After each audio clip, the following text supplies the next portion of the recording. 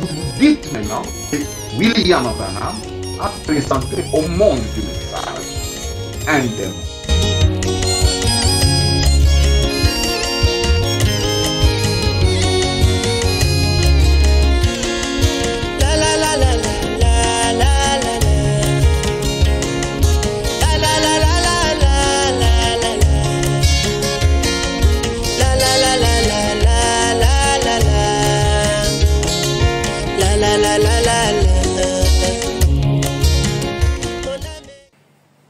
Que le Seigneur vous bénisse, peuple de Dieu. Nous remercions le Seigneur qui a permis que nous soyons encore ensemble. C'est encore moi, votre frère Bob Munanga, dans l'émission que dit William Marion Branham. Nous avons, depuis la fois passée, commencé un nouveau sujet qui est l'ancien des jours aux cheveux blancs. Et alors, aujourd'hui, nous allons faire la partie 2 en essayant toujours de décortiquer la parole, présenter qui est cet ancien des jours et comment nous pouvons les reconnaître. C'est vrai, nous avons vu la fois passée que la première personne dans la Bible ou le premier personnage biblique qui a vu l'ancien des jours, c'était Daniel. Et quand Daniel l'a vu, il a vu cette chevelure blanche, les cheveux comme la laine blanche, et il a vu un fils de l'homme monter là où il y avait l'ancien des jours et recevoir de lui la puissance, la domination qui doit durer de siècles et de siècles. Et plus tard dans la même Bible, nous voyons l'apôtre Jean voir le même personnage marcher au milieu de 7 chandeliers d'or et il est décrit en disant il avait les cheveux blancs comme de la laine pure et William Branham dit c'était des cheveux blancs. Apocalypse chapitre 1er. Nous avons vu les deux personnages, donc ils ont vu cette vision, c'était une promesse qui devait s'accomplir après leur passage terrestre et cela devait s'accomplir en notre temps à nous. C'est avec William Marion Branham. Alors nous avons souligné quelque chose. Nous avons montré que William Branham, quand il vient accomplir. Il ne vient pas pour faire encore d'autres promesses pour l'arrivée de l'ancien des jours au futur. Mais il vient nous montrer que l'ancien des jours est déjà là. Parce que nous l'avons vu et nous l'avons lu. Lui vient accomplir tous les mystères. Il ne vient pas à nous faire attendre. Et nous avons vu même le mystère de la venue du Seigneur. Nous avons montré la qualité de précurseur que William Branham avait et que c'est vraiment une aberration de penser qu'un précurseur puisse venir et quitter la scène sans nous présenter la personne qui doit venir après lui. C'est comme Jean-Baptiste qui venait, il est là, il fait son travail, je viens présenter la première venue du Seigneur, et puis du coup, Jean-Baptiste s'en va, et le Messie ne soit pas venu. Ça allait pour plonger le peuple dans une très très grande confusion, n'est-ce pas le cas que nous avons aujourd'hui. William Branham, que nous reconnaissons comme précurseur, il vient avec le message. Tout le monde, tout celui qui est dans le message, nous sommes unanimes à cet élément-là, que William Branham est venu comme précurseur de la seconde venue de Jésus. Mais bizarrement, nous, certains croient que William Branham est parti sans avoir présenté le Seigneur Jésus. Mais ils viennent, n'est-ce pas, avec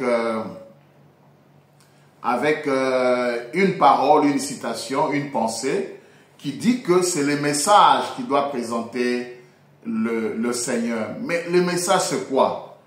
Et j'ai prévu une citation ici pour essayer de voir ce que nos amis disent, que c'est le message qui doit présenter le Seigneur. Mais le message, en fait, c'est vrai, c'est le message. Lisons, ils le disent, il y en a plusieurs citations, Mais ici, je prends questions et réponses du 15 mai 57. Alors, au paragraphe 107, il est dit ceci.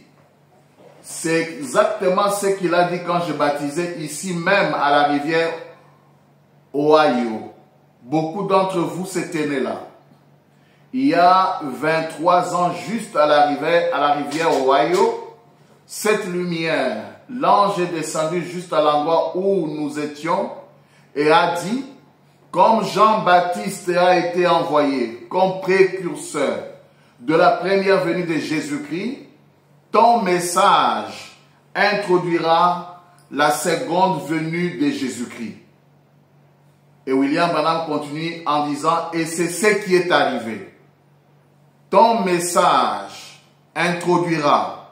Alors, nos frères, le précieux serviteur de Dieu, souligne cette phrase-là en insistant, c'est le message et non William Branham. C'est comme ça qu'il justifie que William Branham soit parti, mais c'est le message qui doit introduire Jésus. Et jusqu'à présent, ils attendent à ce que le message introduise la seconde venue. C'est là où nous avons dit la fois passée. Mais le message, c'est quoi? Quelle est la pensée que nous pouvons avoir lorsque nous entendons cette citation qui dit que c'est le message qui doit introduire le Seigneur Jésus-Christ? Quelle est la pensée qui nous vient à l'esprit?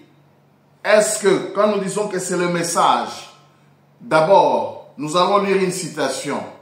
William Branham nous décrit ce que c'est le message, où on trouve le message dans la brèche au paragraphe 37. Il dit ceci. Bon, voyez-vous, le mystère de ces livres scellés de 7 sceaux sera révélé quand le message du 7e ange de l'Église sera proclamé. Voyez, le 7e ange commence à sonner de la trompette et voilà les messages qui ont été mis par écrit là.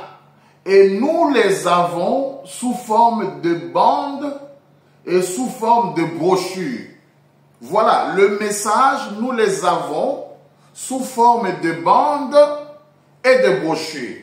Lorsque maintenant nous lisons que c'est le message qui va nous présenter Jésus dans sa seconde venue, qu'est-ce que nous sous-entendons? Est-ce que ce sont les bandes et les brochures qui vont se réunir et former un corps humain et commencer à parler de manière littérale? Ou comment? Parce que le message, nous l'avons déjà. Nous avons déjà le message. Le message qui doit nous présenter Christ, nous l'avons sous forme de bandes et de brochures. Cela veut dire que si vous avez les bandes de William Branham, si vous avez le brochure de William Branham, vous avez le message, c'est-à-dire ce qui contient le message. Vous n'avez qu'à lire le brochure, vous n'avez qu'à écouter les bandes pour vous rendre compte que le message qui est déjà là est en train tout justement de vous présenter qui est le Messie, où est la seconde venue. Le message vous présente Jésus en cette manière-là. C'est le message que nous avons. En dehors de ce que nous avons comme message, il n'y aura pas d'autre message. Il n'y aura pas quelqu'un d'autre qui va nous amener un nouveau message. C'est ce message que nous avons maintenant. La citation que nous lisons maintenant, c'est ce message-là qui doit nous présenter le Messie. Et vous avez déjà le message. Vous attendez encore quoi? Le message, vous l'avez. Celui qui vous présente le Messie, vous l'avez sous forme de bandes et de brochures. Allez-y, écoutez les bandes, vous allez repérer le secret de la seconde venue. Lisez le brochure, vous allez comprendre la seconde venue. C'est comme ça que le message présente Christ. Ce n'est pas que le message, le brochure va devenir un homme. Non. Ce n'est pas que le brochure va commencer à crier, une brochure seule sort dans la rue. Voilà, le Messie est là. Non. C'est le message que vous avez là. Ayez le temps à lire le brochure, ayez le temps à écouter le bande, et alors c'est comme ça que vous allez avoir le message vous parler. Parce que pour que le message vous présente Jésus, le message doit parler. Et comment vous allez entendre le message parler? C'est pas que la brochure elle-même commence à parler. Vous allez entrer dans la brochure et lire la brochure. Comment est-ce que vous allez entendre le message vous parler? Vous allez écouter une bande, c'est comme ça que le message va vous parler. Et c'est de cette manière-là que le message va vous présenter la seconde venue de Jésus. Je crois qu'on est clair sur ces points-là. J'espère que cela est saisi. Je vais donner un exemple par exemple. Nous disons que c'est le message qui va nous présenter Jésus dans sa seconde venue. Allons chez le message. Prenons une citation du message pour que nous puissions voir qu'est-ce que le message dit. Voilà, c'est le message qui doit nous présenter. Nous allons par exemple dans la prédication, c'est moi, n'ayez pas peur. Prêché le 11 août 59, paragraphe 23. Je vais lire les endroits essentiels pour gagner le temps. Nous sommes au bas de la citation, il est dit ceci, et évidemment, et là dit quelque chose comme ceci. J'ai été surpris. Nous n'avons pas pareille chose dans nos églises aujourd'hui. Je me suis vite retourné pour les regarder. Et j'ai dit, Seigneur, je vois que tu es prophète. Nous savons que le Messie sera un prophète. En effet, quand il sera venu, il nous annoncera ces choses. Et voici les paroles qu'il a dites. Je le suis moi qui te parle. Regardez ça, c'est la femme samaritaine. Lorsqu'il a rencontré Jésus et que Jésus a manifesté les signes du Messie, écoutez le langage de la femme samaritaine. Nous savons que le Messie sera un prophète. Voilà le message nous parle. Le Messie n'est pas un vent. Le Messie n'est pas un bruit. Le Messie est un prophète. Mais pas n'importe quel prophète. Lisons. Ça, c'est déjà la conception de la Samaritaine. Lisons. C'est ça le message. Le message est en train de parler. Le message va nous présenter Christ. Voilà comment il est en train de nous présenter Christ. Le message, nous lisons dans ces mois. Rien que le titre peut nous tiquer et nous faire sursauter un peu. Ce mois, c'est ça le titre. Prêché le 20 juillet 1960, paragraphe 32. Écoutez ce que le message qui nous présente Christ, comment il le fait. Et elle a dit, Seigneur, je vois que tu es prophète. Eh bien, écoutez cette femme. Nous savons, nous les Samaritains, nous savons que le Messie viendra. Et quand le Messie viendra, il fera ces choses. Il nous annoncera ces choses. Ça sera le signe du Messie. Quand il viendra, alors tu dois être ses prophètes. En d'autres termes, elle avait dit la même chose que les autres avaient dite. Quand le Messie viendra, le Messie sera un prophète. Un Dieu prophète. Ça, c'est l'élément nouveau. Pas n'importe quel prophète, mais un Dieu prophète. Il sera plus qu'un prophète. Deuxième élément, écoutez, mais il accomplira les signes du Messie en tant que prophète. Il sera non seulement un prophète simple, mais il sera un Dieu prophète. C'est ça le Messie. Aujourd'hui, vous qui attendez le Messie, vous attendez un vent. Vous entendez quoi? La Samaritaine, dans sa conception, même Pierre et tout Nathanaël, ils savaient que le Messie doit être un prophète, mais pas n'importe quel prophète, un Dieu prophète. On ne s'arrête pas là. Au-delà de ça, ce Dieu prophète vient avec les signes du Messie. Voilà mes frères et sœurs dans le message. Voilà mes frères et sœurs qui croyaient le message avec moi. C'est ça le Messie. Mais écoutez maintenant le même message nous parler. Nous avons vu que c'est le message qui doit nous présenter Christ. Et le message, pour qu'il nous le présente, il ne va pas nous le présenter autrement qu'en lisant le message et en écoutant le message. Et lorsque nous lisons dans le seul lieu d'adoration auquel Dieu a pourvu, du 28 novembre 65, retenez une chose, nous sommes en train de consulter le message qui doit nous présenter Christ parce que Branham n'est plus là. C'est le message qui a mené à cette responsabilité. Message, présente-nous Jésus-Christ. Le message nous dit, regardez là-bas à l'est, le Messie devait être un prophète, pas un vent. Pas une histoire, non, non, le Messie c'est un prophète. Et quand il est venu là-bas, il a visité les Juifs et les Samaritains. William Branham dit, les nations attendaient leur tour. Si là-bas c'était le Messie qui a fait le signe du Messie, et ici chez nous on nous envoie un envoyé tout simplement, c'est injuste. Comment là-bas c'est Jésus qui est allé faire le signe du Messie, et chez nous on nous envoie un simple prophète. Dieu n'est pas injuste comme ça, comme nous les hommes. Là, il a visité lui-même les Juifs, lui-même il a visité les Samaritains, mais chez nous les nations il nous envoie un prophète. Bien-aimés frères, réveillez-vous. Vous êtes aveuglés par vos pasteurs, excusez-moi d'être un peu direct, vous êtes aveuglés par de prédicateurs. Voilà pourquoi on vous demande d'écouter les bandes. Parce qu'il n'y a que les bandes, le message qui vous présente. Et moi en parlant, si je ne répète pas les bandes, ce n'est plus le message. Le message, c'est ce qui se trouve dans les bandes et dans les brochures. Voilà. Alors, ce sont des indices, des éléments que le message nous donne. Le Messie doit être prophète. Le Messie doit être un Dieu prophète, ou le prophète Dieu. Le Messie doit avoir le signe du Messie. Alors, aujourd'hui, est-ce que ça sera différent? William Branham. Le message, parce que si je dis William Branham, ça peut choquer d'autres personnes. Le message, dites-nous. On nous a dit que c'est vous qui allez présenter Jésus. Qu'est-ce que vous dites? Nous sommes dans le seul lieu d'adoration auquel Dieu a pourvu. On va nous dire qu'est-ce que Malachie 4, paragraphe 264. Je prends l'endroit vers le bas. Il a parlé, quand il n'y a pas beaucoup de levain parmi nous, ce qui va arriver. Et puis il dit ceci.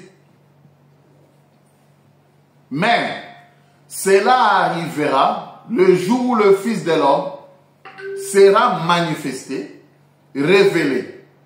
Il rassemblera l'Église avec toute la divinité de Dieu manifestée au milieu de son peuple. Et accomplissant le même signe visible, se manifestant lui-même comme il le fit au commencement, lorsqu'il fut manifesté sur la terre, écoutez, sous la forme d'un Dieu prophète. Oh, gloire! Cela a été promis dans Malachie 4. Qu'est-ce qu'il nous a promis? Malachie 4, un Dieu prophète. Lorsque vous parlez que Malachie 4 est accompli, mon frère, ma soeur, Malachie 4 promet, mais quand vous lisez Malachie 4, vous allez seulement voir, oh, je vous enverrai élire le prophète. Mais écoutez, Malachie 4 promet un Dieu prophète. Et William Branham dit, oh gloire, cela a été promis dans Malachie 4 et dans le reste des Écritures. Et il renchérit en disant, où adorez-vous? Dans la maison de Dieu, assis au temps présent. Voilà le message qui nous parle. Oui, la Samaritaine a compris que le Messie doit être un Dieu prophète. Mais Malachie 4 aussi nous a promis à nous un Dieu prophète. Continuons à lire. Lisons Dieu change-t-il de penser au sujet de sa parole? Prêché le 27 avril 1965, paragraphe 82. Eh bien, Jésus est venu sous 3 noms. Fils de l'homme, ce qui veut dire un prophète. Fils de Dieu, c'est lui qui parcourut les âges de l'Église. Puis, fils de David. Mais, entre le fils de Dieu et le fils de David, selon sa propre parole, écoutez, et selon Malachie 4, le fameux Malachie 4, et beaucoup d'autres passages des Écritures, il doit retourner, qui est Jésus, dans son église, sous une forme physique, parmi les gens, dans des êtres humains, virgule, pour être un prophète. Il doit retourner pour être, pas des prophètes, un prophète. C'est une promesse, c'est le message. Message, présente-nous Jésus. Ça fait longtemps, William Branham a quitté depuis 65. Message, on nous a dit que c'est toi le message qui doit nous présenter Jésus. Présente-nous Jésus. Nous sommes en train de lire. Il nous a été promis. Où? Dans Malachie 4 et dans d'autres passages des Écritures, que Jésus va revenir et va se présenter dans des êtres humains, au pluriel là, mais il dit pour être un prophète. Aujourd'hui, le Messie ne doit pas être un vent ou un bruit, un son. Le Messie doit être un prophète. Et un prophète, c'est un homme. Lisons, toujours Malachie 4. Vous voyez que Malachie 4 commence à prendre d'autres proportions. Malachie 4 n'est plus ce que nous lisons dans la Bible. Là, nous lisons, voilà, les jours grands et redoutables, je vous enverrai, Élie, souvenez-vous de Moïse. Mais on vous dit ici que dans Malachie 4, c'est Dieu prophète qui a été promis. Dans Malachie 4, Jésus revient pour être un prophète. Ajoutons la nourriture spirituelle au temps convenable. Paragraphe 160, toujours Malachie 4. Écoutez. Mais maintenant, Dieu nous a promis ces choses pour les derniers jours. Où? Dans Malachie 4. Vous lisez Malachie 4, mes frères? Écoutez. Dans Malachie 4, il est dit que Jésus-Christ va descendre et s'incarner lui-même dans la chair humaine comme il avait fait à Sodome. Vous voyez comment Malachie 4, mes frères, est devenu un peu spécial. Malachie 4, le message nous montre que c'est Jésus dans la chair humaine. Ce n'est pas étonnant lorsque William Branham dira que l'Élie d'aujourd'hui, c'est le Seigneur Jésus. Parce que Malachie 4 a promis que c'est Jésus qui va descendre. Soyons un peu précis pour enlever peut-être quelques doutes. Vous allez dire, mais quand nous lisons Malachie 4, nous ne voyons pas Jésus. Mais Malachie 4 parle de Jésus. Pour vous qui craignez mon nom, s'élèvera le soleil de justice. C'est quoi le soleil de justice? Quand Jésus est né, on a dit que le soleil levant nous a visités d'en haut. Voilà. Dans Malachie 4, Jésus doit descendre, le soleil de justice, et doit s'incarner dans la chair humaine. Voilà comment le message est en train de nous présenter la seconde venue de Jésus. Là-bas, le Messie était prophète. Il est évident qu'aujourd'hui, le Messie doit être un prophète avec le signe du Messie. Parlons-en un peu avant de monter dans notre sujet, les cheveux blancs. Le signe du Messie. Parlons-en un peu, mes frères, mes sœurs, vous qui aimez le message. Moi, je suis en train de donner un conseil. Cette émission, c'est pour partager. Et je vous ai dit que mon numéro apparaît au bas de l'écran. C'est pour que vous puissiez m'appeler, poser des questions. Pourquoi pas donner un avis contraire et nous pouvons échanger. Et mon numéro qui apparaît au bas de l'écran, c'est mon numéro WhatsApp. Je suis ouvert à des questions, à des partages, au débat. Voilà. Le signe du Messie. Quand le Messie vient, il est un prophète, pas n'importe quel prophète, mais il est Dieu prophète. On ne s'arrête pas là, il vient avec les signes du Messie. Bien-aimé, vous voyez quelqu'un, un militaire, avec des galons, avec un signe de général. Je crois que chez nous, c'est 3 têtes de lion.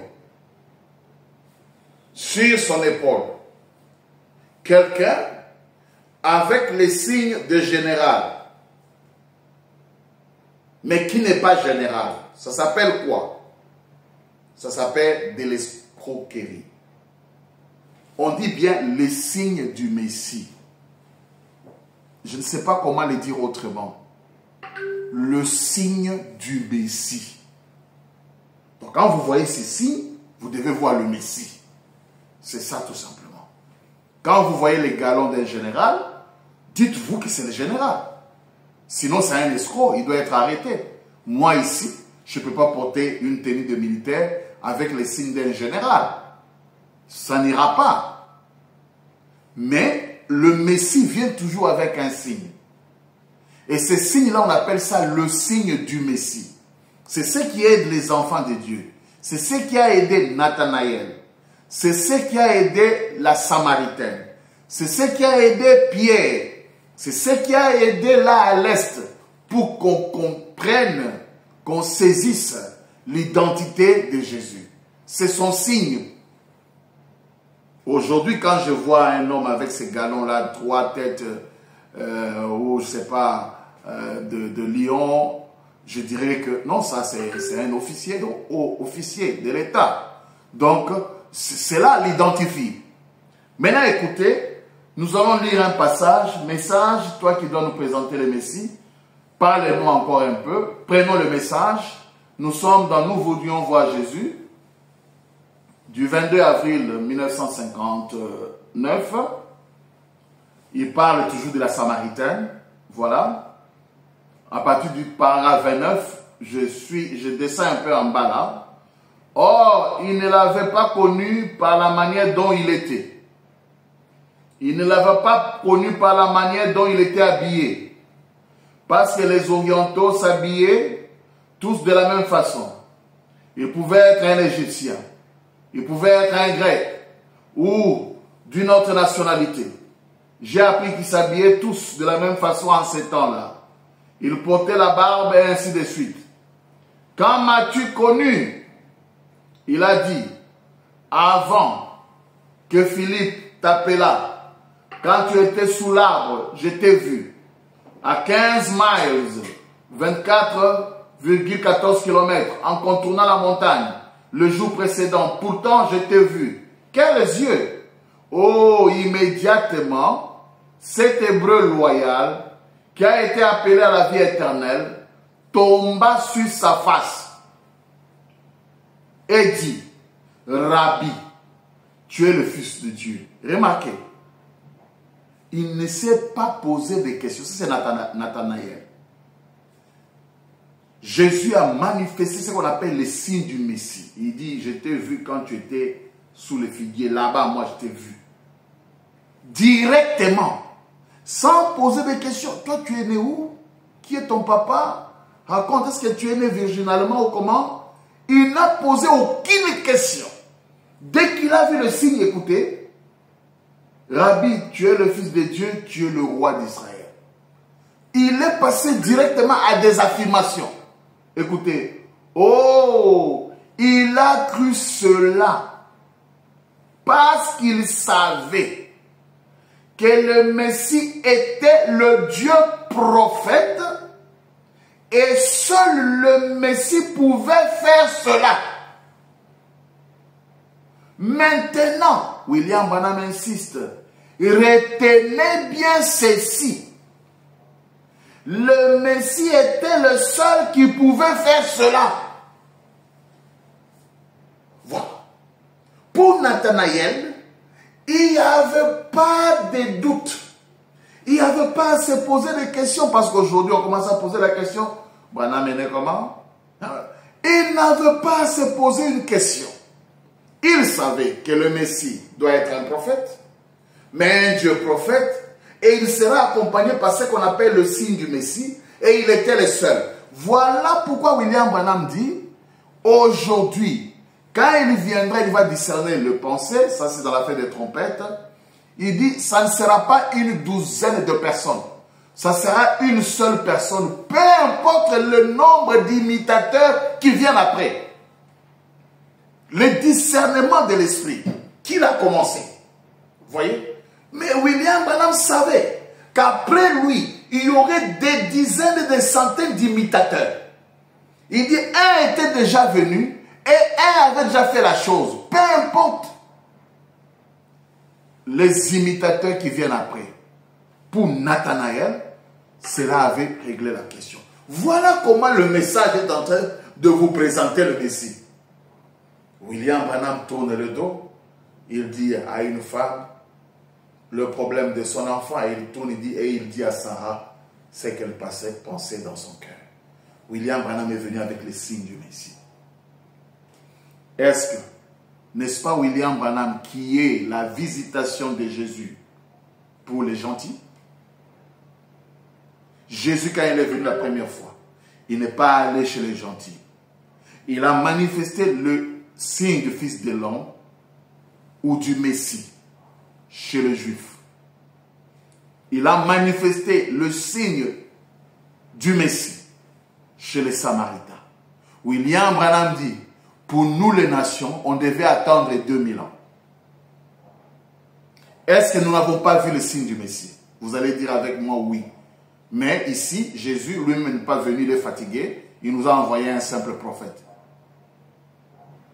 Est-ce que ça sera juste? Est-ce qu'on sera content? Nous les nations, dont on est même négligé par le Seigneur. Pour les Juifs, c'est lui-même. Pour les Samaritains, c'est lui-même. Et pour nous, il nous envoie un simple prophète. Bien-aimés, réfléchissons. Je dirais mieux, ayons la révélation. Le message est caché. Le message est en énigme.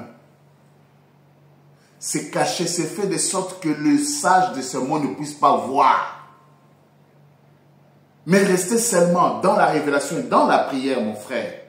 Vous allez comprendre que Jean-Baptiste ne pouvait pas quitter la terre sans présenter le Messie. De même en notre temps, William Branham ne pouvait pas quitter la terre sans présenter le Messie, qui était tout simplement son troisième pôle. Vous voyez, lisons une dernière écriture pour cette partie du Messie, avant de décoller avec notre sujet. Qu'entends-tu, Élie? C'est ça le sujet. Prêché le 12 avril 59. Nous sommes au paragraphe 59 aussi. Écoutez, il parle toujours du signe du Messie. Il a dit, c'est juste, tu en as eu 5. Et celui qui vit, avec qui tu vis maintenant, n'est pas ton mari. Elle a dit, Seigneur, je vois que tu es prophète. Eh bien, nous savons que lorsque le Messie sera venu, il nous annoncera ces choses. Mais toi, qui es-tu? Il a dit, je le suis, moi qui te parle. Elle est entrée dans la ville en courant. Elle a dit, venez voir un homme qui m'a dit ce que je fais. Ne serait-ce point le Messie? Or, si Jésus est le même hier, aujourd'hui et éternellement, et que c'était là le signe du Messie pour cette génération-là, cela doit être le signe du Messie, le signe. Cela doit être le même signe messianique pour cette génération-ci. Sinon, il serait un Messie différent. Si c'est vrai, dites Amen. L'Assemblée dit Amen. Là-bas, c'était le signe du Messie. Ça doit être le signe du Messie aujourd'hui. D'accord, on est d'accord. Mais là-bas, c'est Jésus lui-même, puisque ces gens-là étaient très importants que nous les gentils. Mais ici, il nous envoie un prophète avec son signe. Lui-même reste, il donne son signe à Branham. Vous voyez que ça ne colle pas, mes frères. Voilà, c'est pour vous dire que Daniel, lui, quand il a vu, il voyait les visions, c'est pour des choses qui doivent s'accomplir. Jean, quand il voyait ces choses, c'était pour des choses qui doivent s'accomplir. Mais William Branham, lui, vient accomplir. Il vient réaliser. Il vient mettre fin à tout le mystère. Nous l'avons lu.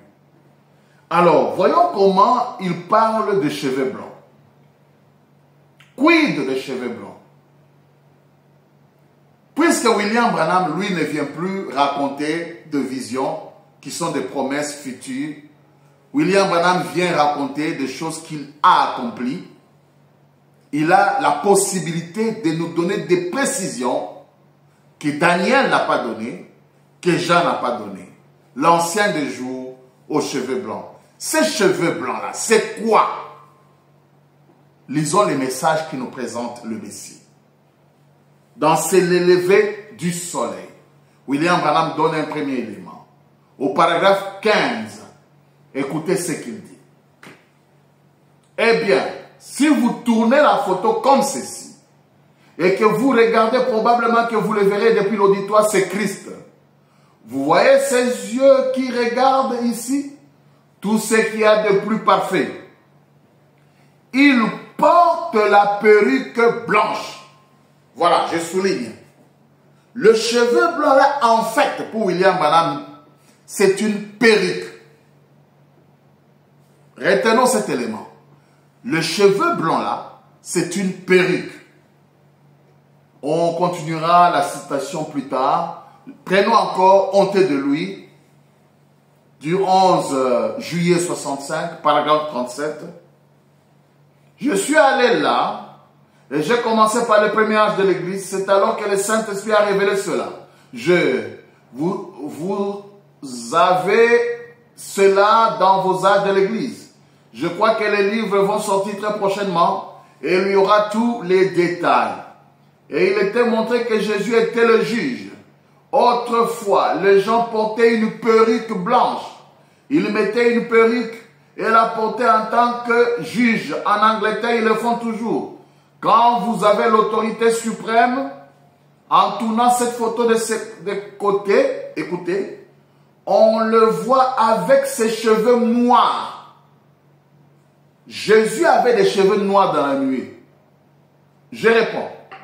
En tournant cette photo de côté, on le voit, là c'est Jésus, avec ses cheveux noirs.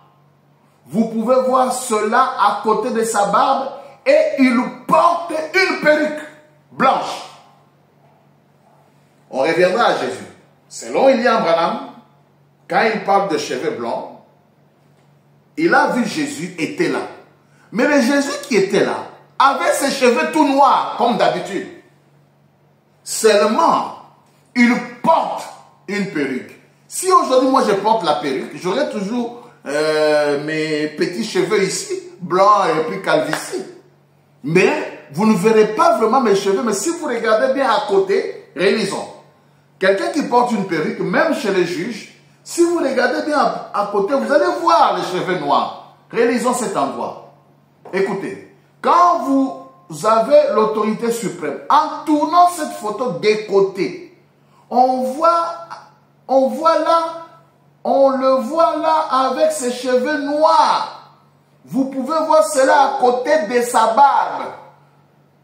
Il a ses cheveux noirs, mais il porte une perruque. C'est là où vous allez comprendre pourquoi il n'était pas d'accord avec Jack Moore qui disait que c'est Jésus glorifié. Non, William Branham avait déjà vu Jésus glorifié.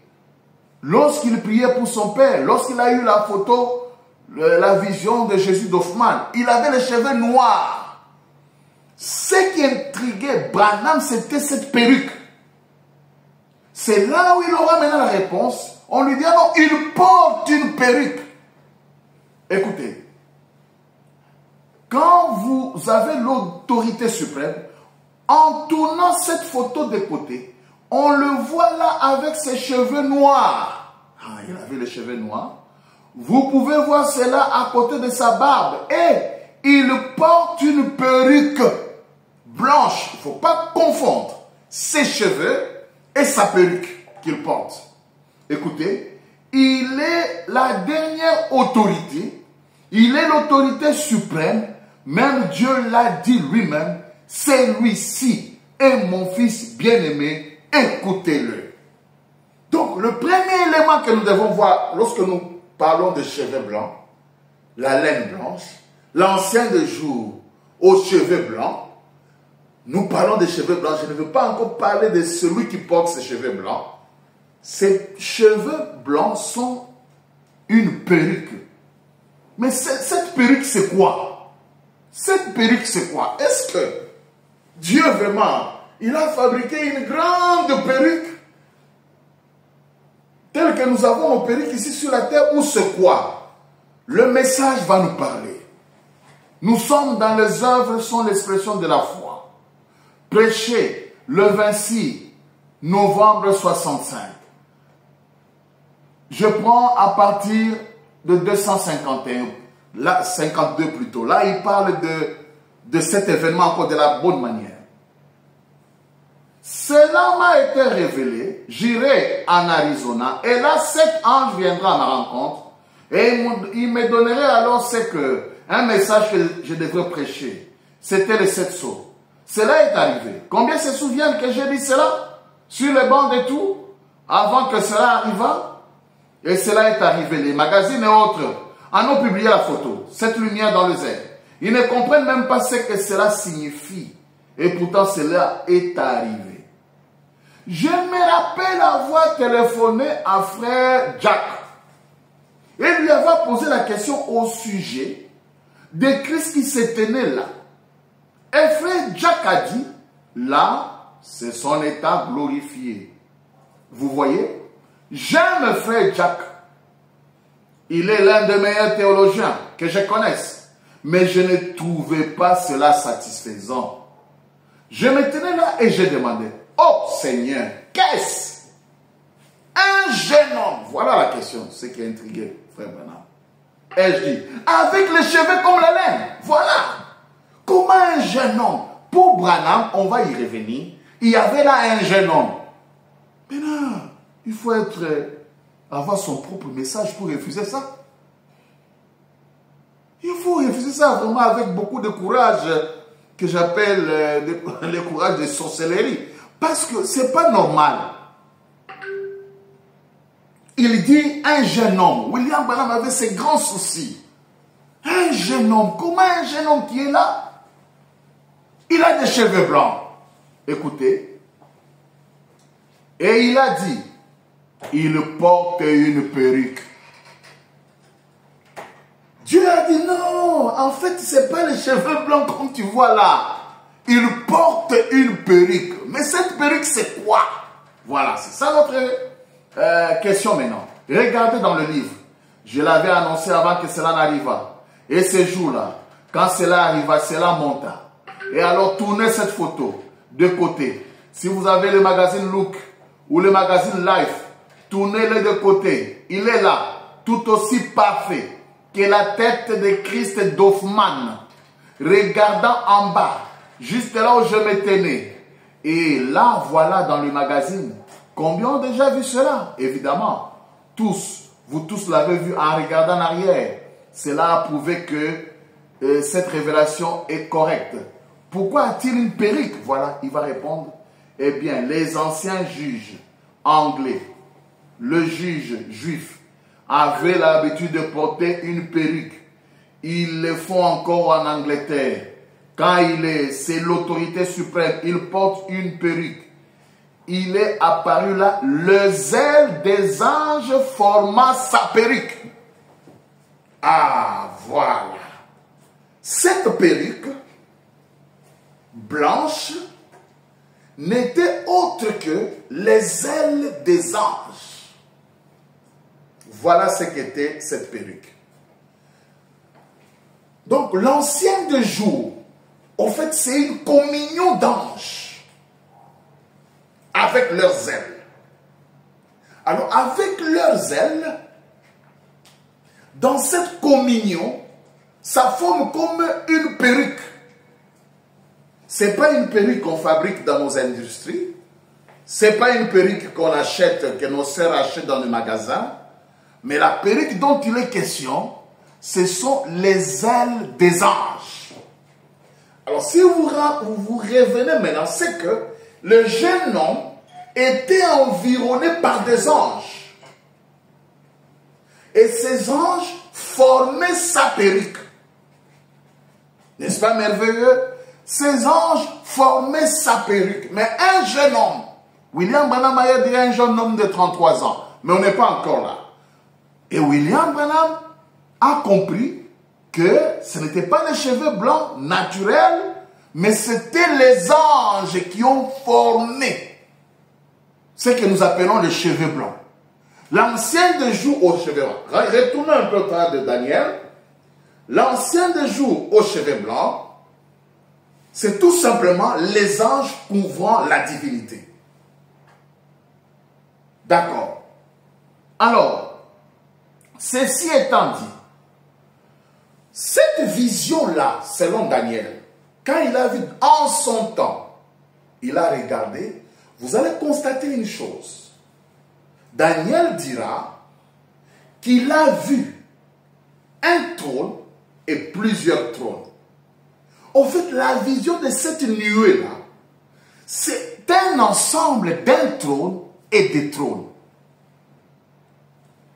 Relisons d'abord Daniel là, dans la Bible. Daniel 7, 9. Écoutez, il va parler de ces deux versions. J'ai regardé pendant qu'on l'on plaçait des trônes au pluriel. Et l'ancien des jours s'assit. Son vêtement était blanc comme la neige. Et les cheveux de sa tête étaient comme de la laine pure. Son trône, un seul trône. Deux trônes et son trône. Et les cheveux de sa tête étaient comme de la laine pure. Son trône était comme des flammes de feu. Il a évoqué le trône, plusieurs trônes. Et il a évoqué son trône. Parce qu'il y a un trône, des trônes, comme il y a un roi des rois, etc. On va y revenir. Il y avait un trône et deux trônes. Là, quand Daniel a vu ça, et tout ça couvert de cette majesté-là, majestueuse présence, l'ancien des jours. Ils étaient là. Et Daniel a vu ça. Ceci nous pousse, dans le cadre de notre échange, à toucher un sujet un peu délicat, parler un peu de trône. Parce que nous voyons là, quand Daniel a vu un trône et il a vu des trônes. Et il a vu de lumière, il a vu les cheveux blancs, nous avons décrit. Vous comprenez que c'était une conférence de Dieu avec les anges. Le cheveu blanc, la laine blanche là, ce sont les ailes des anges. Mais là, à l'intérieur, il y a un trône et il y a des trônes. Très bien. Ceci nous pousse à étudier un peu le trône. Maintenant, écoutez, avant d'étudier le trône, je vais relever la différence entre Daniel et Jean. Parce que William Branham dit, ils ont tous vu la même chose. Daniel a vu le livre d'Apocalypse. Jean aussi. Mais il y a une différence que nous avons lue dans Apocalypse chapitre 4, deuxième partie. Une différence de taille. J'espère que je saurai ressortir cette différence. Paragraphe 290. Maintenant, remarquez, les juges s'assient. Vous voyez, maintenant suivez. Quand Daniel a vu le trône au jugement, ils étaient vides.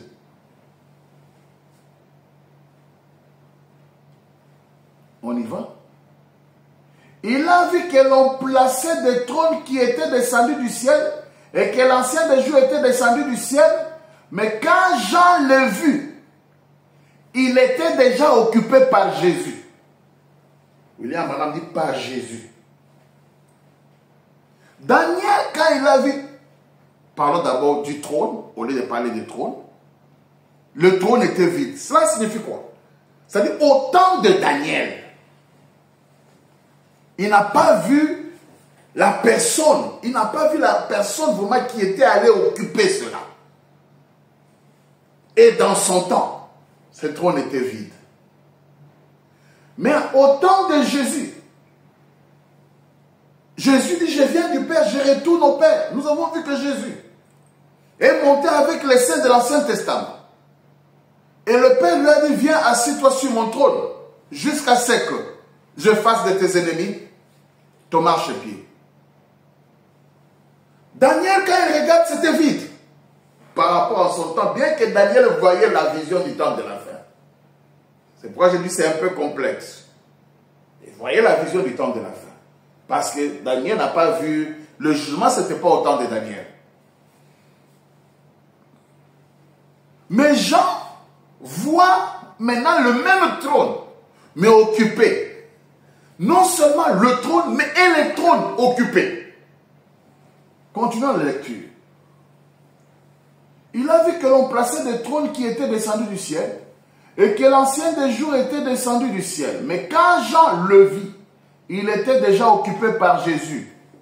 Et les trônes pour les disciples, les patriarches, les rachetés étaient déjà occupés. William Branham dit pourquoi? Vous voyez, Daniel a vu cela 500 avant l'époque de Christ. Ensuite, après Christ, cela fait 2500 ans. Et Jean, transporté dans l'âge à venir, a vu tout cela arriver. Alors que Daniel, lui, ne l'a pas vu. Vous voyez, il a simplement vu venir l'ancien des jours. Il a vu venir, mais quand Jean le vit, le trône était occupé. Vous voyez, le trône était placé par l'ancien des jours et les juges s'assis. Mais lorsque Jean le vit, les anciens n'avaient pas encore été choisis au temps de Jean. C'était lapsus, au temps de Daniel plus tôt. Mais au temps de la fin, ils étaient déjà rachetés. Dieu soit loué. Oh là là, oh n'est-ce pas? N'est-il pas merveilleux? C'est pourquoi je dis que c'est un enseignement un peu délicat des trônes. Daniel a vu le même trône, mais il était vide. Nous devons étudier c'est quoi, qu'est-ce qui signifie le trône vide. Parce que l'occupation du trône a encore beaucoup de ramifications. Ça a beaucoup de ramifications. C'est vraiment un mystère. Je veux dire que c'est dans une dimension métaphysique. C'est ce dont nous parlons.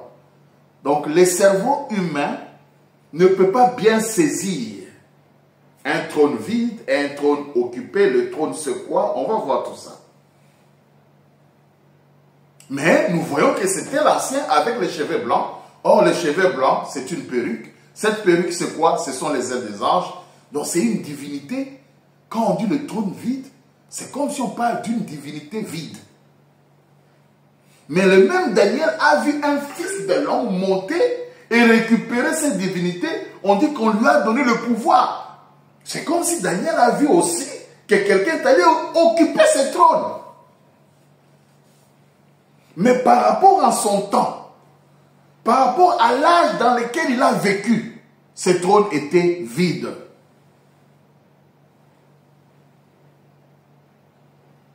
Très bien. Qu'est-ce que le trône?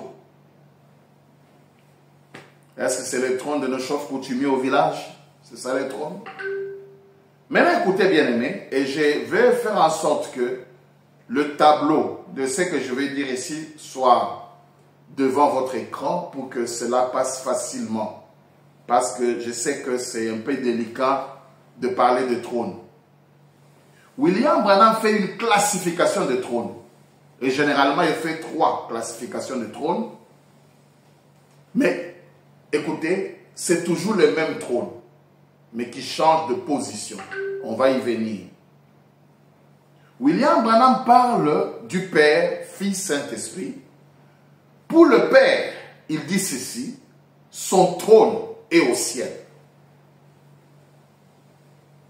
Et par rapport au titre, il appelle ce trône le trône du Père. Par rapport à la fonction, le rôle, le trône du Père, William Branham appelle ça toujours le trône du jugement. Le trône du Père, William Branham appelle ça le trône du jugement.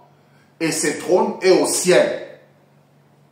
Et s'il faut encore parler du ciel et de la terre, c'est encore un mystère. Voilà. Alors ça, c'est pour le Père. Quand vous prenez le Père, William Branham dit son trône est au ciel. Et ça s'appelle le trône du Père. Et par rapport au rôle, à la fonction, c'est le trône du jugement. Le deuxième trône, dans la classification par rapport à la position, il dit ce trône est en Christ, c'est-à-dire dans son Fils. En Christ, là il voit Jésus. Le trône était dans son Fils, en Christ. C'est ce qu'il appelle le trône du Fils. Pas le propre trône du Fils, mais le trône du Fils. Et c'est le trône du Fils qu'on appelle le trône de miséricorde. Le mystère de la piété est grand. Que Dieu a été manifesté en chair. Quand Dieu devient mon frère, c'est ça la miséricorde. Trône de miséricorde. Trône du pardon. C'est là où Dieu peut communier. C'est là où il devient l'un d'entre nous. C'est là où il n'a pas honte de nous appeler son frère. Quand Dieu se tabernacle dans un être humain. Trône du Fils. Trône de miséricorde. La grâce. Mais vient le Saint-Esprit.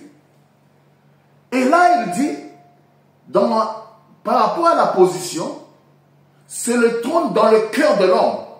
Parce qu'il a dit, il y a le premier trône au ciel, deuxième trône en Christ, troisième trône dans le cœur de l'homme. Par rapport à la position, c'est dans le cœur de l'homme. Quel homme? Par rapport au titre, il appelle ça le trône de David. C'est ça le trône de David.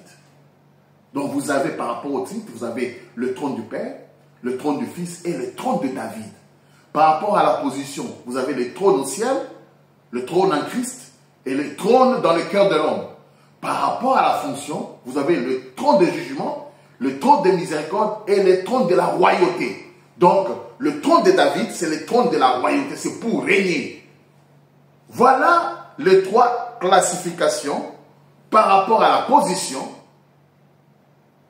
par rapport au titre et par rapport à la fonction ou au rôle que ce trône va jouer. Nous irons un peu lentement comme ça. Je sais, comme je l'ai dit, c'est un peu délicat.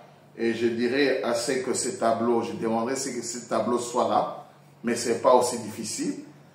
Parce qu'il y a des écritures. Tenez par exemple, l'histoire Apocalypse, chapitre 4, deuxième partie. Par rapport à la position. Là où il donne cette classification, paragraphe 237. Bon, le premier trône était dans le ciel. Voilà, ça c'est le premier trône. Le trône du jugement. Voilà, c'est le trône du jugement. C'était dans le ciel. Le second trône était en Christ. Voilà. Le troisième trône est dans l'homme. Voilà. Ça c'est par rapport, et on peut chercher les écrits, les citations où on parle de trône par rapport au titre, là on dit qu'il n'est pas sur son propre trône, il est allé au trône, sur le trône de son père, mais il viendra prendre le trône de David. Ça encore c'est une classification, mais écoutez, c'est toujours le même trône qui change de position. Ça c'est un élément qui peut nous aider à ne pas nous embrouiller. Voilà. On peut lire encore ça dans le message de grâce. Prêché le 27 août 61, paragraphe 69. Souvenez-vous que le premier trône du jugement était sur la terre. Ah, là il dit, c'était dans le jardin d'Éden. Le premier trône du jugement qui est au ciel, c'était encore sur la terre dans le jardin d'Éden. Et le dernier trône du jugement, le trône blanc, voilà c'est encore le trône blanc, le jugement, sera sur la terre à la fin des temps. Je me répète, il s'agit du même trône qui change simplement de fonction ou de rôle. Ça, c'est très important à saisir pendant que nous évoluons dans notre enseignement. Regardez l'écriture qui me pousse à dire cela, c'est le berger de la bergerie. Du 3 avril 56, paragraphe 11. Et ainsi nous avons un mémorial là pendant que nous passons à côté. Comme Israël en avait, le Seigneur Jésus-Christ sera assis là dans la splendeur de sa beauté, sur le trône de Dieu dans un corps physique, lequel fut ressuscité de mort, comme un mémorial, comme quoi un jour nous retournerons dans notre patrie. Un jour il s'élèvera de ce trône, le trône de son Père. Il n'est pas assis sous son propre trône. Il est assis sur le trône du Père et il reviendra. Et son trône doit devenir, voilà. Son trône doit devenir le trône de David sur la terre. Son propre trône va devenir le trône de David sur la terre. Donc ça accompagne sa fonction, ça accompagne son rôle, ça accompagne le travail qu'il est en train de faire. Alors, dans tout ça, le trône change de dénomination. Trône du Père, puisqu'on parle du Père, c'est le ciel, et vous allez comprendre que le trône du Père, c'est l'esprit. Je vais dire, c'est le Logos. C'est ça, le trône du Père. Et au temps de Daniel, c'était vide parce qu'aucun Père n'était allé s'associer avec. Jésus est venu, il est devenu un homme, mais à un certain moment, il est retourné dans le trône du Père qui n'est pas son propre trône. D'accord.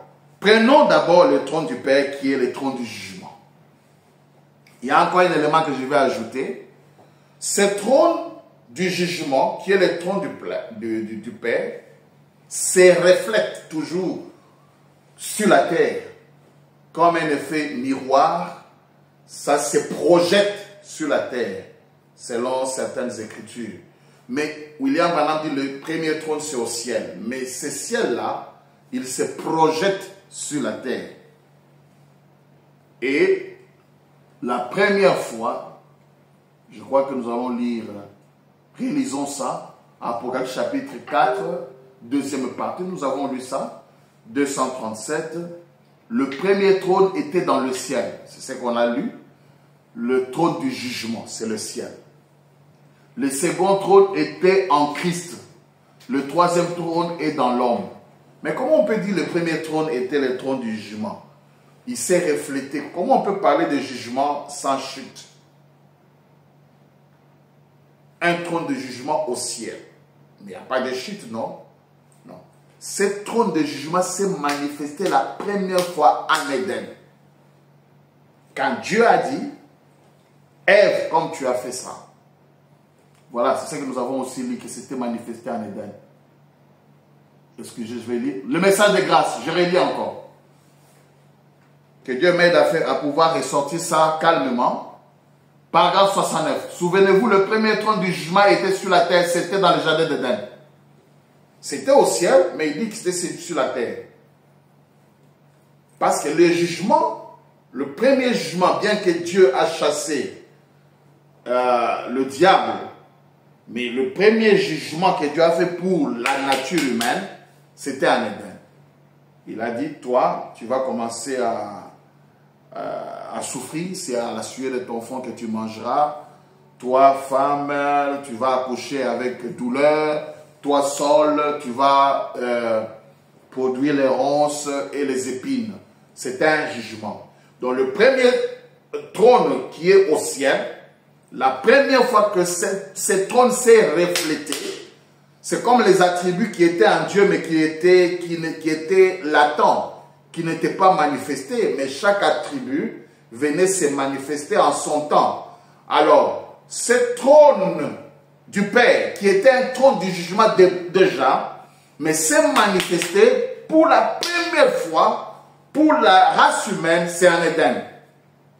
C'est ça le message de grâce. Souvenez-vous, le premier trône du jugement était sur la terre et c'était dans le jardin d'Éden. Et il dit encore, sur la terre, ça sera appelé, toujours le trône du jugement, ça va changer de nom, ça sera le trône blanc. Très bien. Maintenant,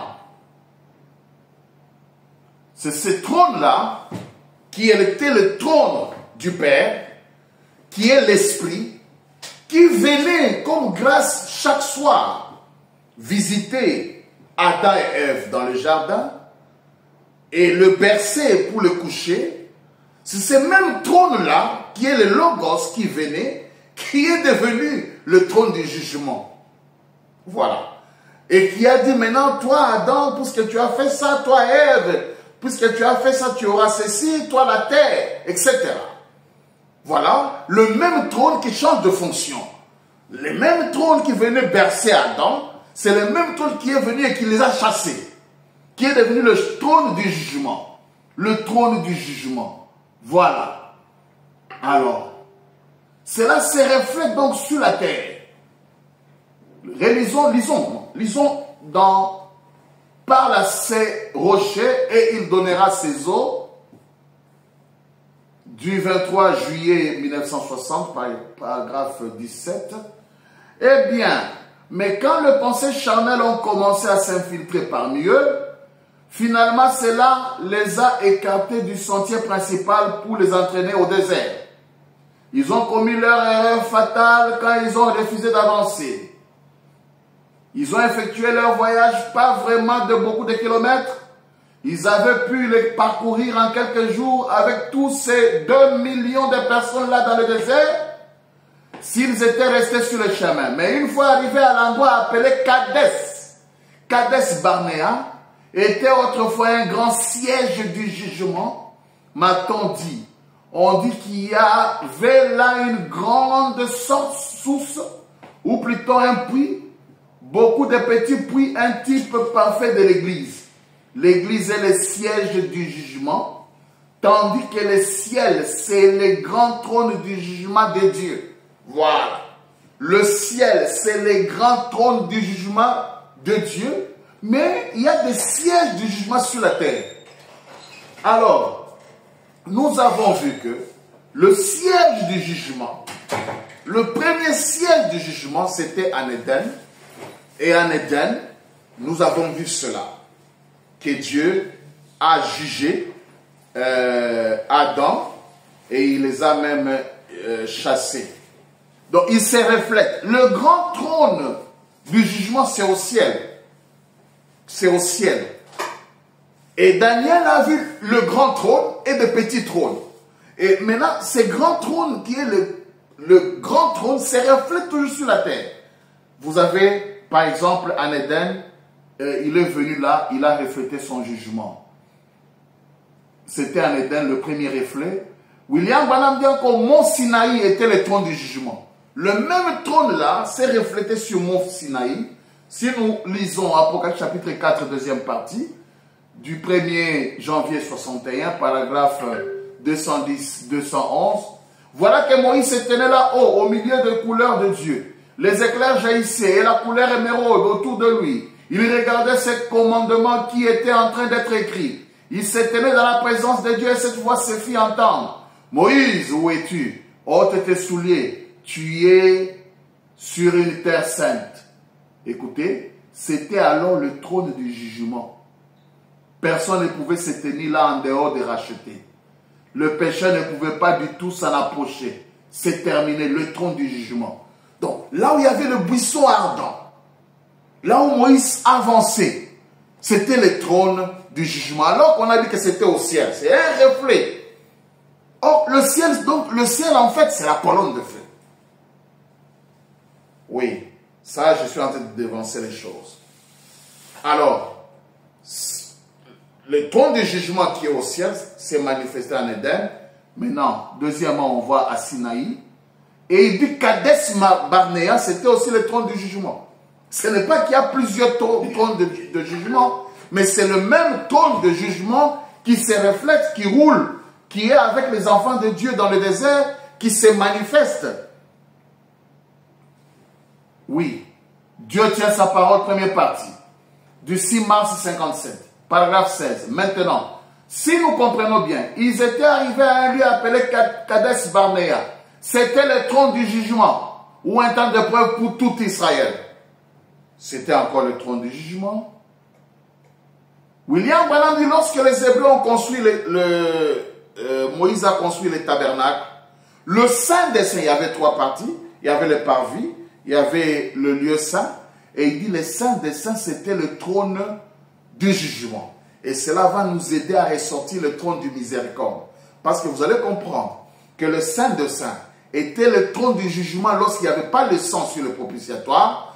Mais lorsqu'on a mené le sang, c'est-à-dire quelqu'un, la vie d'un homme, lorsque cela montait sur le trône de jugement, Daniel a vu le trône vide, mais lorsqu'on amène la vie de quelqu'un sur le trône du jugement, cela devient le trône de miséricorde. Lorsqu'il y a la parole qui porte la peau et le sang. Maintenant, lorsque nous lisons Apocalypse chapitre 4 et 2, 233. Apocalypse chapitre 4, deuxième partie 233. Alors nous le voyons. Bon, il s'agit du trône de Dieu dans le ciel. Moïse, en fait, en a fait une représentation ici sur la terre. C'était le trône de Dieu parce que le trône du jugement était représenté ici sur la terre dans le Saint de Saints. Tout Israël venait en ces lieux uniques pour trouver grâce parce qu'on ne peut rencontrer Dieu que sous le sang répandu. Maintenant, écoutez attentivement. Un jour, la gloire de la Shekinah s'est retirée de ce trône de grâce et s'est établie dans un autre tabernacle. Amen. Celui-ci. Le Père ne juge personne, mais il a remis tout jugement au Fils. C'est le trône du jugement de Dieu. Si vous parlez contre moi, il vous sera pardonné. Il a annoncé la venue d'un un autre trône de la grâce. Parlez. Vous pouvez parler contre le Fils de l'homme et je vous pardonnerai. Mais un jour, le Saint-Esprit, un autre trône de la grâce, viendra habiter dans le cœur des hommes. Une seule parole contre lui ne sera jamais pardonnée. C'était encore le trône du jugement qui se reflète le Saint de Saints. Et cela va nous aider dans la prochaine émission pour essayer de décortiquer un peu ces changements de position de trône. Comment le trône, parce que là nous avons commencé avec le premier trône au ciel, deuxième trône en Christ, c'est ça le trône de la miséricorde. Si nous rentrons en Éden, vous allez voir, Dieu est venu avec le jugement, mais pour que Dieu puisse communier un peu avec Adam au point de lui donner les habits, il a dû tuer le sang d'un agneau. C'est là qu'il pouvait même leur accorder les habits. Sinon, il ne pouvait jamais le faire. Le sang, et c'est toujours le sang, c'est toujours l'expiation qui rend le trône de jugement un trône de grâce. Voilà. Il dit encore, le calvaire, c'était le trône du jugement, parce que c'est là où Dieu est venu condamner le péché du monde. Il est dit, il y a ici plus que Salomon, prêché le 25 juillet 62, paragraphe 53. Remarquez ensuite, quand il est arrivé à cet endroit-là, il a rencontré son Kadès Barnéa, le trône du jugement pour nous tous, les calvaires. C'était le trône du jugement.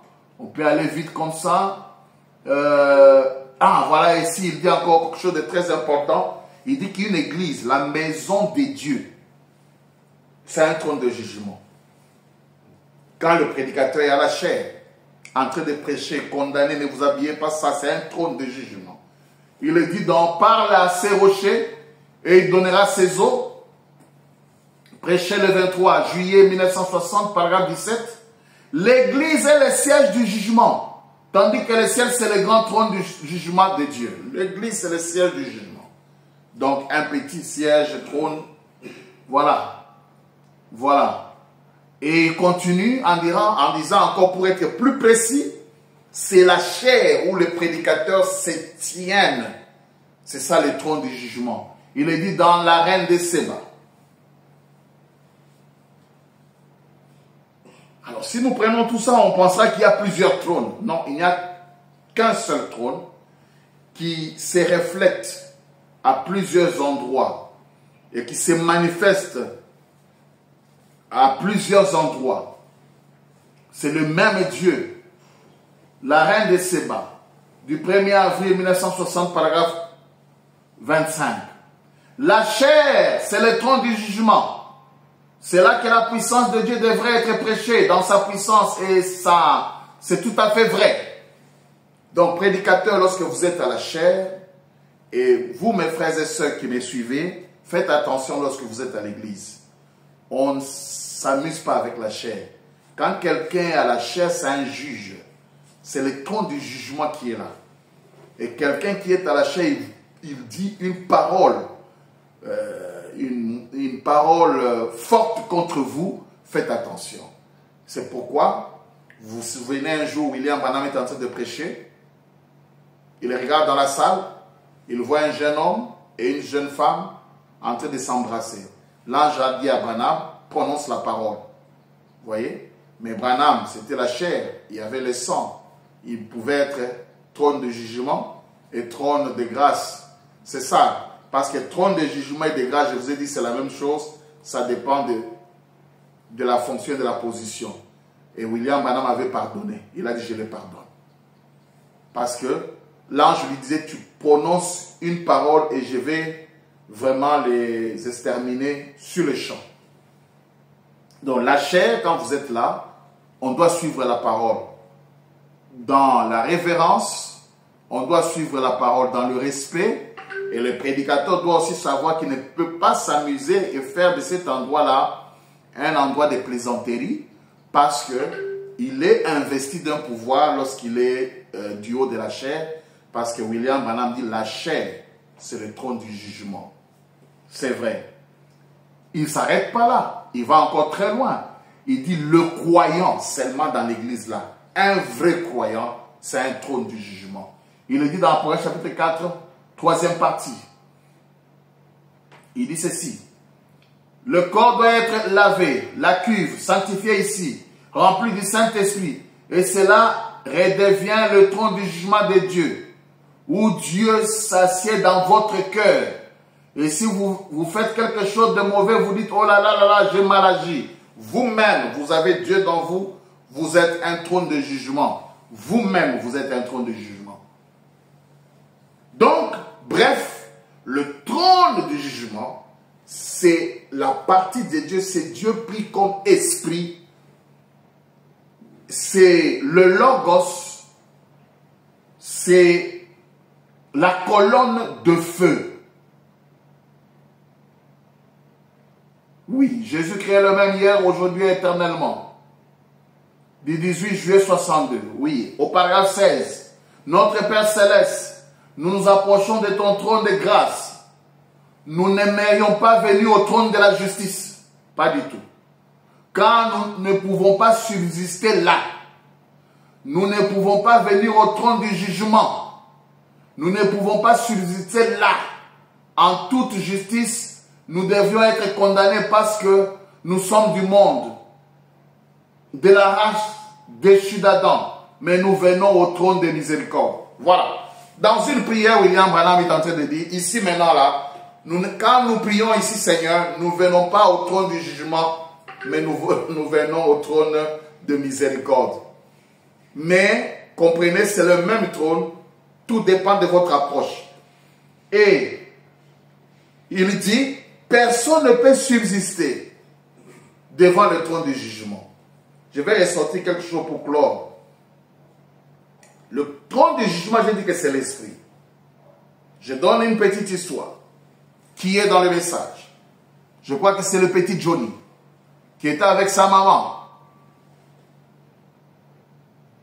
Et sa maman l'a conduit dans sa chambre pour qu'il puisse dormir. Et il s'est mis dans sa chambre, il commençait à dormir. Du coup, la pluie a commencé avec des tonnerres et tout ce que vous savez, c'est dans Dieu dévoilé. Dieu puissant dévoilé. Il a eu peur.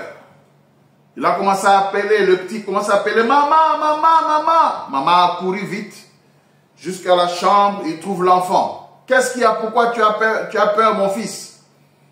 Les garçons disent, non, non, non, j'ai peur des tonnerres, des éclairs, tout ça. La maman commençait à lui donner le catéchisme catholique, des paroles, de bonnes paroles. Nous allons à l'église, nous prions, vous savez, nous payons nos dîmes. Nous sommes des enfants de Dieu. Nous allons à l'église chaque jour, nous balayons, nous sommes des membres, etc., etc. L'enfant dit, maman, tout ce que vous dites, c'est bien. Mais quand il y a ces tonnerres-là, je veux voir un Dieu qui a de la peau sur lui. Voilà, c'est ça la grâce, c'est ça la miséricorde.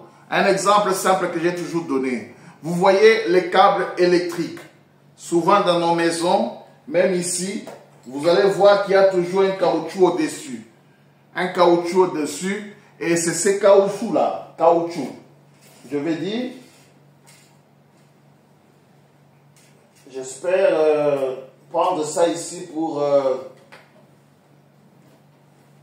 voilà, vous voyez. Alors, c'est plastique ici. Et placé là dans un but précis. C'est pour me permettre de communier avec ces câbles. Si on enlève ces caoutchoucs, le courant va passer et les appareils vont fonctionner. Mais gare à moi, si j'ose tenir, je serai électrocuté et je risque la mort. C'est le même caoutchouc, c'est le même courant. Mais le courant couvert de la peau, c'est la grâce. Et le courant sans caoutchouc, c'est le jugement. C'est un exemple un peu terre à terre. Mais ça ressort un peu ce que je vais dire. Voilà pourquoi William Branham dit, on peut terminer avec cette écriture. Dieu dévoilé, il parle de la colonne de feu. 161. C'est vrai. Chacun d'eux, il suivait bien. Tant qu'il suivait, mais quand l'un d'eux a essayé de s'élever et de prendre la position que Dieu avait donnée à Moïse, qui avait été prédestiné et établi pour ce travail, il a essayé de la prendre, le feu est descendu. Il a ouvert la terre et les a engloutis d'un coup. Voyez, faites attention. Voyez, soyez simplement un bon chrétien de Dieu rempli de piété, qui croit la parole. Voyez, tenez-vous loin de cette colonne. Quelle leçon!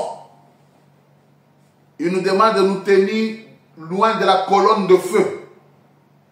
Parce que l'esprit, vous vous souvenez de Moïse? Les Hébreux voulaient aller l'écouter. Ils ont dit, Moïse, jusqu'à quand ça sera seulement toi? Nous aussi, nous-mêmes, nous avons des oreilles comme toi. Nous voulons écouter et voir si Dieu nous parler nous-mêmes. Pourquoi tu veux que toi-même tu sois un porte-parole? Nous aussi, nous sommes des hommes comme toi. Moïse a dit, d'accord, il n'y a pas de problème. Allez-y vous sanctifier. N'approchez pas vos femmes pendant 3 jours, etc. Et après 3 jours, venez. Ils ont suivi ces principes, mais ils n'ont pas pu supporter la présence de ce Dieu Père. Quand il est descendu, le tonnerre, le bruit, ils ont fui. Et eux-mêmes ont dit, désormais Moïse, s'il veut nous parler, qu'il te parle à toi, et toi viens nous parler de ça. Moïse était comme la miséricorde, comme le trône de miséricorde pour ses enfants hébreux. Voilà un peu, donc, quand Daniel il a vu le trône, et le trône là change de position, mais c'était vide. Mais quand je parlais du trône du Père, c'est pour montrer qu'est-ce que ça signifie un trône vide. Un trône vide, c'est un trône où il n'y a pas de sang, c'est un trône vraiment de jugement, où il n'y a pas la possibilité d'aller intercéder miséricorde, acquérir pardon. C'est pourquoi un fils de l'homme s'est approché et tout pouvoir lui a été donné. Il a remis le jugement entre les mains du fils. Et là, il peut nous appeler frères. Et nous pouvons communier. Voilà mes frères, pour ce qui est d'aujourd'hui, pour ce sujet, l'ancien des jours aux cheveux blancs. J'attends toujours vos questions. La prochaine fois, nous allons encore monter pour terminer, pour montrer comment, maintenant Jésus en mourant, il est allé monter dans le trône du Père, il quitte la terre. Un élément que je vais ajouter aussi en terminant ici, que vous puissiez saisir ça peut-être de manière brute. Le trône du Père, quand le Fils monte, il est dans le trône du Père. Et quand le Fils est sur la terre, c'est le Père qui est dans le trône du Fils. Donc au ciel, c'est le Fils qui est dans le trône du Père. Sur la terre, c'est le Père qui est dans le trône du Fils. Voilà, que le Seigneur vous bénisse et à la prochaine.